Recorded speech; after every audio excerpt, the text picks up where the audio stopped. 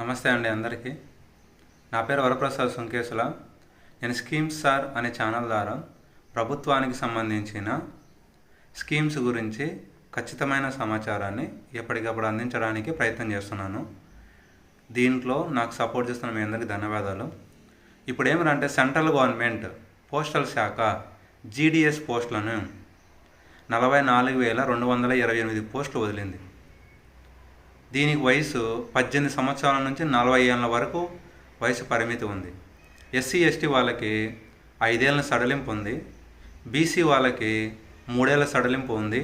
దివ్యాంగులకి 10 సంవత్సరాల సడలింపు ఉంది. ఇందులో బీపీఎంగా పోస్ట్ వస్తే 12,000 జీతం ఇస్తారు. ఏ బీపీఎంగా పోస్ట్ వస్తే 10,000 జీతం ఇస్తారు. దీనికి అర్హత కేవలం 10వ క్లాస్ మాత్రమే. దీనికి అమ్మాయిలు అప్లై చేయొచ్చు, అబ్బాయిలు అప్లై చేయొచ్చు, ట్రాన్స్జెండర్లు కూడా అప్లై చేయొచ్చు.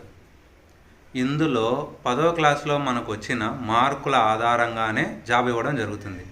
ఎటువంటి పరీక్ష కానీ ఇంటర్వ్యూ కానీ నిర్వహించడం జరగదు. ఇందులో మన ఆంధ్రప్రదేశ్కి సంబంధించి 1,355 పోస్టులు, తెలంగాణకు సంబంధించి 955 పోస్టులు ఖాళీగా ఉన్నాయి.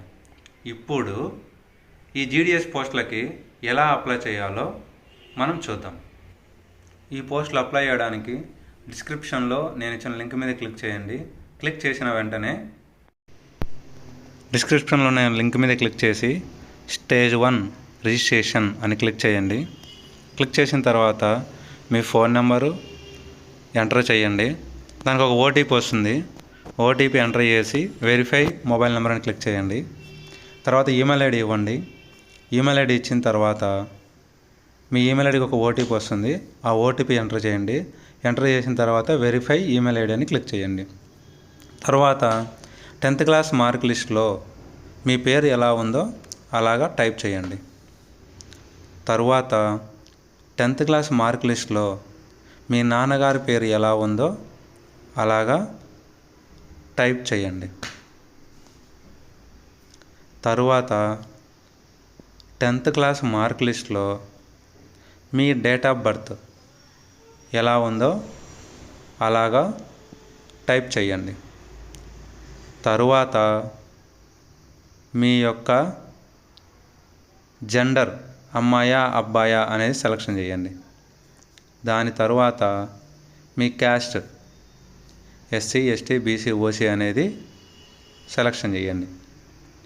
తరువాత 10th క్లాసు ఏ స్టేట్లో చదివారో ఆ స్టేట్ను సెలెక్షన్ చేయండి.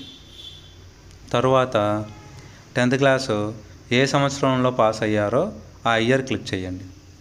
క్లిక్ చేసిన తర్వాత కింద లాస్ట్లో క్యాప్చా అడుగుతుంది. క్యాప్చా ఎంటర్ చేసి సబ్మిట్ క్లిక్ చేయండి. సబ్మిట్ క్లిక్ చేసిన తర్వాత మీ డేటా మొత్తం చూపిస్తుంది. సో ఫస్ట్ స్టేజ్ కంప్లీట్ అని చూపిస్తుంది. ఓకే చేయండి.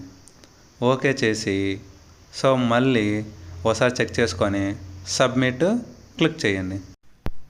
తర్వాత మీ డీటెయిల్స్ అనేవి చెక్ చేసుకోండి. చెక్ చేసుకున్న తర్వాత నెక్స్ట్ ఆధార్ నెంబర్ అడుగుతుంది. ఆధార్ నెంబర్ ఎంటర్ చేయండి. ఆధార్ నెంబర్ ఎంటర్ చేసిన తర్వాత మీరు డిజేబిలిటీ ఉందా లేదని అడుగుతుంది. ఎస్ అయితే ఎస్ పెట్టండి, నో అయితే నో పెట్టండి. తర్వాత మీరు గవర్నమెంట్ ఎంప్లాయీ అని అడుగుతుంది. ఎస్ అయితే ఎస్ పెట్టండి, నో అయితే నో పెట్టండి. తర్వాత 10th క్లాస్లో మీరు ఏ సబ్జెక్టులు చదివారు అని అడుగుతుంది. నేనైతే ఇంగ్లీషు, తెలుగు, హిందీ చదివాను కాబట్టి ఆ 3 క్లిక్ చేశాను. కొంతమందికి 10th క్లాస్లో సాంస్క్రిట్ అనేది ఎక్స్ట్రా లాంగ్వేజ్గా ఉంటుంది. ఒకవేళ మీరు సాంస్క్రిట్ కూడా చదివి ఉంటే సాంస్క్రిట్ కూడా క్లిక్ చేయండి. క్లిక్ చేసిన తర్వాత ఓకే క్లిక్ చేయండి. తర్వాత మీ ఫోటో సిగ్నేచర్ అప్లోడ్ చేయండి. అప్లోడ్ చేసిన తర్వాత సబ్మిట్ కొట్టండి. సబ్మిట్ కొట్టిన తర్వాత మీ డీటెయిల్స్ వస్తాయి. చూసుకొని సబ్మిట్ కొట్టండి. ఫస్ట్ స్టేజ్ రిజిస్ట్రేషన్ కంప్లీట్ అయిన అప్లికేషన్ నెంబర్ వస్తుంది. కంటిన్యూ కొట్టండి. కొట్టిన తర్వాత మీరు ఎక్కడ అప్లై చేస్తున్నారో అది క్లిక్ చేయండి. ఆంధ్రప్రదేశ్ అని మీ మొబైల్ నెంబర్కి ఓటీపీ వస్తుంది. అది ఎంటర్ చేసి కంటిన్యూ క్లిక్ చేయండి. కంటిన్యూ క్లిక్ చేసిన తర్వాత మీ అడ్రస్ అడుగుతుంది. మీ డోర్ నెంబర్, ఊరు, పోస్టలు, మండలము, డిస్టిక్, పిన్ నెంబర్ ఎంటర్ చేయండి. సేమ్ అడ్రస్లో ఉంటే సేమ్ యాజ్ అని కొట్టండి. లేదా వేరే అడ్రస్లో ఉంటే మళ్ళీ వేరే అడ్రస్ క్లిక్ చేయండి, పర్మనెంట్ అడ్రస్లో. తర్వాత మీరు 10th క్లాసు ఏ బోర్డు ద్వారా చదివారో అడుగుతుంది. దాని మీద క్లిక్ చేయండి.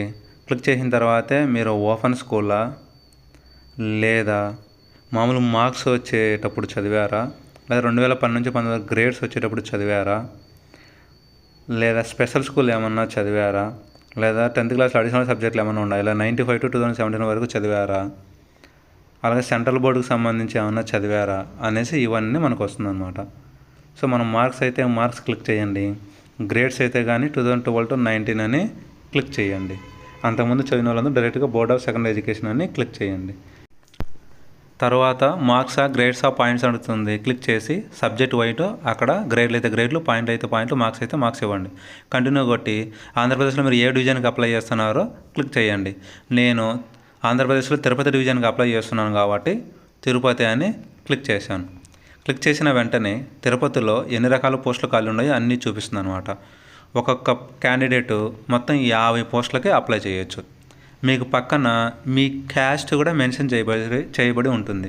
నా సజెషన్ ఏమిటంటే ఫస్ట్ మీ క్యాస్ట్ ఎక్కడెక్కడ ఉన్నాయో ఫస్ట్ ప్రిఫరెన్స్ అవి ఇచ్చుకోండి. So SC, ST, BC, OC వాళ్ళకి ఒక 10 పోస్టులు ఉన్నాయనుకోండి, ఫస్ట్ 10 1 2 3లు ఆ ఖాళీ బస్టులలో ఫస్ట్ మీ క్యాస్ట్ పెట్టుకోండి. మీ క్యాస్ట్ పెట్టుకున్న తర్వాత రిమైనింగ్ వాటిని తరువాత ప్రిఫరెన్స్గా పెట్టుకోండి. దానివల్ల ఏమవుతుందంటే మీ క్యాస్ట్కి సంబంధించిన రిజర్వేషన్ అనేది మీకే వర్తిస్తుంది. తర్వాత స్క్రోల్ డౌన్ చేసి లాస్ట్లో కంటిన్యూ అని కొట్టండి. కంటిన్యూని కొట్టిన తర్వాత సో పేమెంట్ చేయాల్సి వస్తే పేమెంట్ అడుగుతుంది, పేమెంట్ చేయండి. పేమెంట్ చేసిన తర్వాత కంటిన్యూ అని కొట్టండి. అమ్మాయిలకు ఫ్రీ కాబట్టి ఇక్కడ పేమెంట్ అడగలేదు, డైరెక్ట్గా అప్లికేషన్ ఫామ్ అనేది డౌన్లోడ్ అయిందనమాట. ఈ విధంగా మనం జీడీఎస్కి అప్లై చేయాలి. అందరూ అప్లై చేయండి ఖచ్చితంగా. దయచేసి అందరూ మన ఛానల్ సబ్స్క్రైబ్ చేయండి, లైక్ చేయండి, కామెంట్ చేయండి, షేర్ చేయండి. దీనివలన ఈ ఇన్ఫర్మేషన్ ఇంకా 10 మందికి చేరడానికి అవకాశం ఉంటుంది. Thank you very much.